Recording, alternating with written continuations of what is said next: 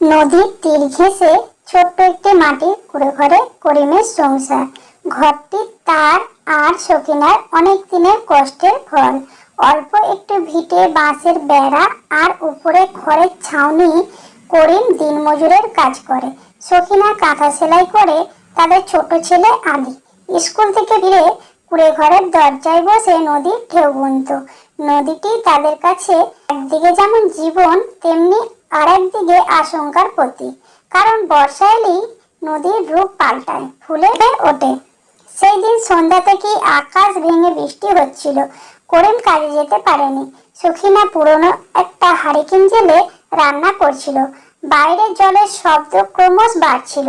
আলী ভয়ে সখিনার আঁচল ধরে বসেছিল। করিম জানতো এই বৃষ্টি শুভ নয়।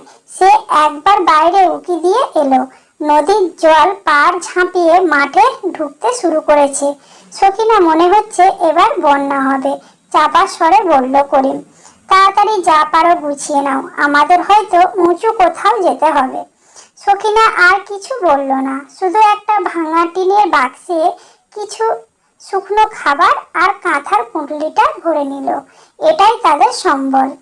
রাত গভীর হওয়ার সাথে সাথে গর্জন বাড়তে থাকলো। মনে হচ্ছিল যেন বিশাল এক দানব তাদের দিকে ছুটে আসছে। হঠাৎ জলের প্রথম ধাক্কাটা এলো। উঠোন পেরিয়ে জল ঢুকতে শুরু করলো ঘরের মেঝেতে। প্রথমে হাঁটু সমান, তারপর কোমর সমান। করিম দ্রুত আলীকে কোলে তুলে নিল। ভয় পাস না বাবা, আমি আছি। সখিনা অসহায়ের মতো দেখলো তাদের সামান্য জিনিসপত্র, কাঁসার থালা, ছেঁড়া বই, পুরনো শাড়ি সব জলের তরে ভেসে যাচ্ছে।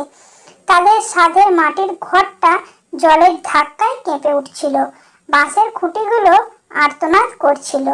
হঠাৎ বিকট শব্দ, মাটির দেয়ালের একটা অংশ হুড়মুড় করে ভেঙে পড়ল।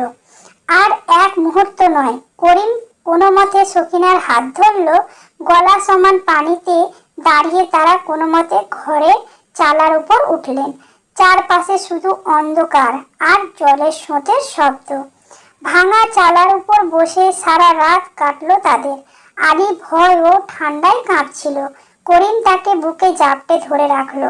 সখিনা ফ্যাল করে দেখছিল জলের তোড়ে তাদের সামান্য জিনিসগুলো একে একে করে দূরে চলে যাচ্ছে। ভেসে যাচ্ছে তাদের কষ্টের স্বপ্নের টুকরোগুলো। ভোরের আবছা আলো ফুটতেই তাদের চোখে পড়ল ভয়াবহ দৃশ্য।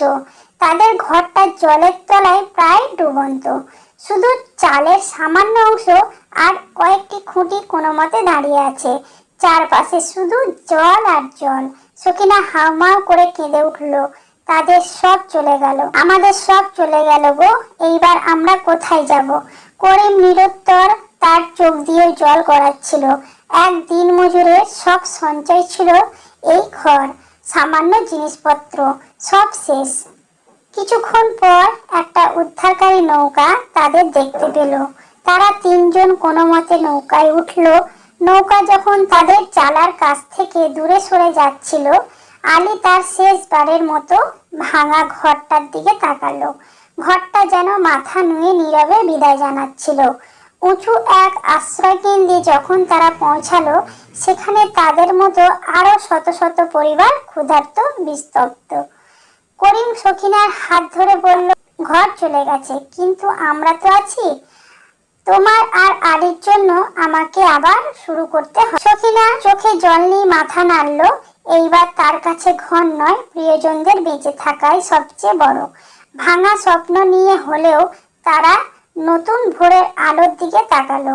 বন্যা তাদের সব কেড়ে নিয়েছে, কিন্তু বাঁচার আশা আর একে অপরের প্রতি বিশ্বাস কেড়ে নিতে পারেনি। তাদের নতুন সংগ্রাম সবে শুরু।